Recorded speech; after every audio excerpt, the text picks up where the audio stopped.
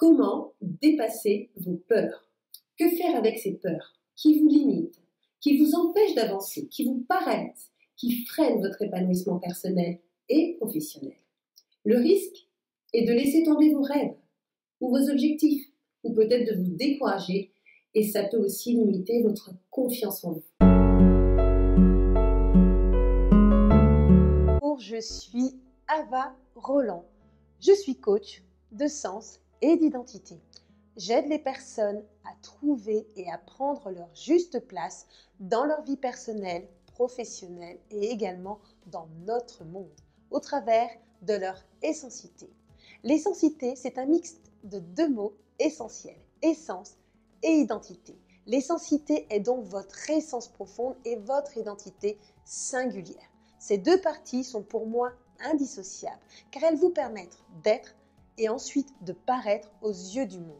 Ma mission est de vous accompagner à trouver votre essentité afin de vivre une vie pleine de sens et d'essence. Pour dépasser vos peurs, la première étape est de comprendre ce qu'est la peur. Ça, c'est essentiel. Définition simple. La peur, c'est un sentiment d'angoisse éprouvé en présence ou à la pensée d'un danger réel ou supposé d'une menace. Donc effectivement, la peur, c'est un sentiment qui est nécessaire pour notre survie dans un contexte de danger ou de menace. Elle a donc toute sa raison d'être. Elle nous permet d'agir et de décider rapidement en ayant souvent la force nécessaire pour se protéger.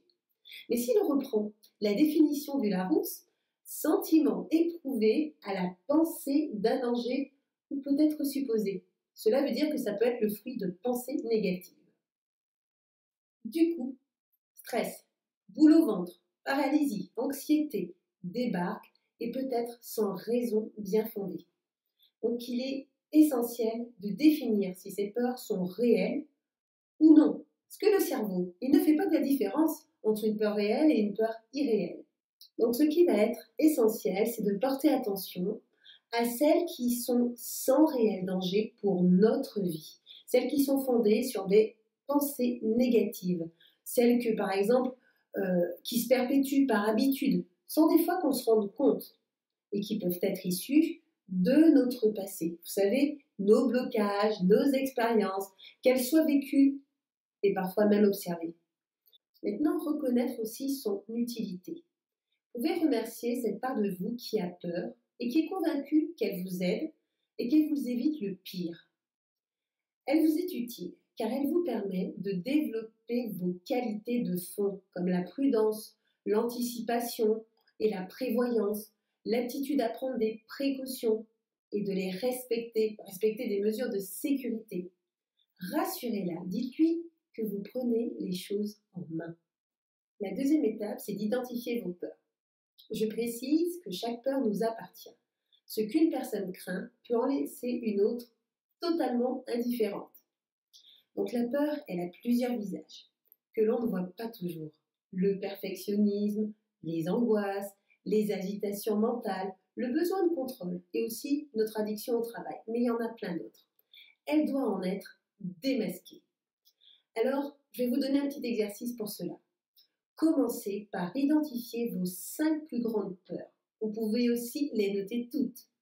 En tout cas, notez celles qui vous concernent et pas vos proches. J'insiste bien, celles qui vous concernent. Le simple fait de les noter vont déjà diminuer l'impact qu'elles auront sur vous. Donc on retrouve la peur de l'échec, la peur de ne pas être à la hauteur, peut-être la peur du regard des autres, la peur d'être rejeté, la peur d'échouer, la peur de perdre ou de quitter son emploi, la peur de perdre sa stabilité financière, de la solitude, de manquer d'argent, la peur de vieillir ou de la maladie. La peur guide nos gestes, nos décisions. On a des fois peur de bouleverser l'équilibre familial, de sortir de sa zone de confort. Donc il y en a plein d'autres peurs. Sachez que parfois, la peur se cache bien, et même sous les masques extérieurs de la maîtrise et du contrôle. On a l'impression d'afficher un calme, mais notre entourage, notre famille, ressent notre nervosité.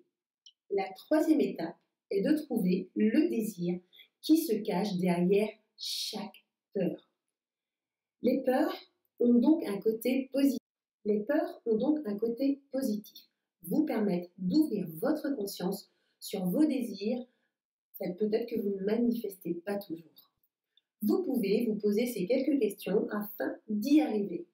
Donc, pour chaque peur, toutes celles que vous avez listées, que vous empêche-t-elle de faire? Que vous empêche-t-elle d'avoir? Que vous empêche-t-elle d'être? Chaque fois que vous vous dites « la peur de faire telle ou telle chose m'empêche de », cela signifie en fait « j'ai le désir de faire quelque chose ». Demandez-vous aussi si ce à quoi vous croyez est bien fondé, si c'est vrai, si vous avez raison d'avoir cette peur en vous.